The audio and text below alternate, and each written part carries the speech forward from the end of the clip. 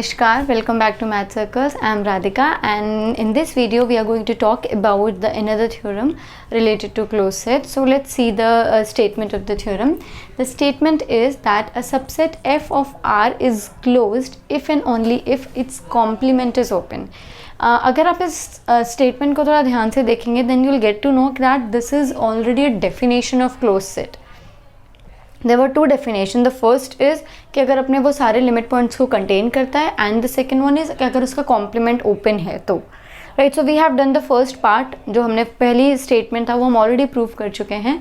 Now there is a second definition जिसको हम as a theorem उसको प्रूव कर रहे हैं. तो अगर कोई सबसेट एफ क्लोज्ड है वो तभी होगा जब उसका कॉम्प्लीमेंट क्या होगा, ओपन होगा. Alright, so let's see the proof part. First let's suppose that F is closed. This is what we are taking कि हमारा f क्या है, क्लोज्ड है. f क्लोज्ड है that means it contains all of its limit point. इनकी जो first definition है उसको हम यूज कर रहे हैं to prove the second definition. Alright, तो ये क्या करेगा, अपने सारे लिमिट पॉइंट्स को कंटेन करेगा. नाउ अगर हमने माना है कि f क्लोज्ड है तो हमें प्रूव करना है कि जो कॉम्प्लीमेंट ऑफ f है, ये जो कॉम्प्लीमेंट ऑफ f है ये क्या होगा, ओपन होगा. And for open you need to show that all point is an interior point. और इंटीरियर पॉइंट के लिए हमें क्या करना होगा, कोई एक पॉइंट लेना होगा. राइट, हमें पॉइंट प्रूव करना होगा. तो हमने पॉइंट माना कि वो पॉइंट क्या है, x है. This is the point that we are taking. Let x is that belongs to complement of f. अब हमें प्रूव करना है कि जो आर्बिट्ररी पॉइंट है x, ये क्या है, इंटीरियर पॉइंट है. अब इंटीरियर पॉइंट कैसे प्रूव करते हैं कि हमें x के अराउंड में क्या करना है, कोई भी एक ओपन इंटरवल चाहिए. मैंने वो लेंथ ले लिया है डेल्टा. तो अगर आप कोई भी ओपन इंटरवल हमें ऐसा चाहिए जो कि क्या होना चाहिए, सबसेट होना चाहिए कॉम्प्लीमेंट ऑफ f का. That is a definition of interior point. If you don't know the definition of interior point, that I have already described in the previous videos. I'll put the link in the description. You can go and check कि interior point क्या होता है, उसकी theorems भी हैं, उसके examples भी हैं. Alright, so let's move on. तो हमें प्रूव करना है कि ये क्या है, इंटीरियर पॉइंट है. तो I have taken x belongs to complement of f. अगर x complement of f में belong कर रहा है then it is quite clear that f cannot be the member of f. Right now अब x अगर f का member नहीं है और हमें पता है कि f कैसा है, क्लोज्ड है, इट मीन्स वो अपने सारे लिमिट पॉइंट्स को कंटेन कर रहा है. तो वो पॉइंट जो f के बाहर हैं तो हम ये बोल सकते हैं कि वो एटलीस्ट f के लिमिट पॉइंट नहीं होंगे.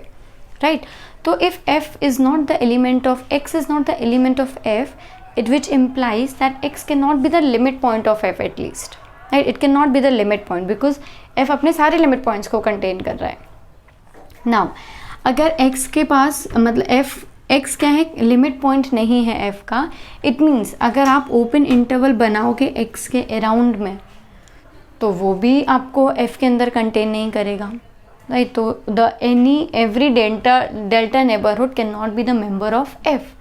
अगर ये f का मेंबर नहीं हो सकता तो इट मीन्स किसका मेंबर होगा, कॉम्प्लीमेंट ऑफ f का मेंबर होगा. राइट, अगर f का नहीं है तो it means complement of f का मेंबर होगा.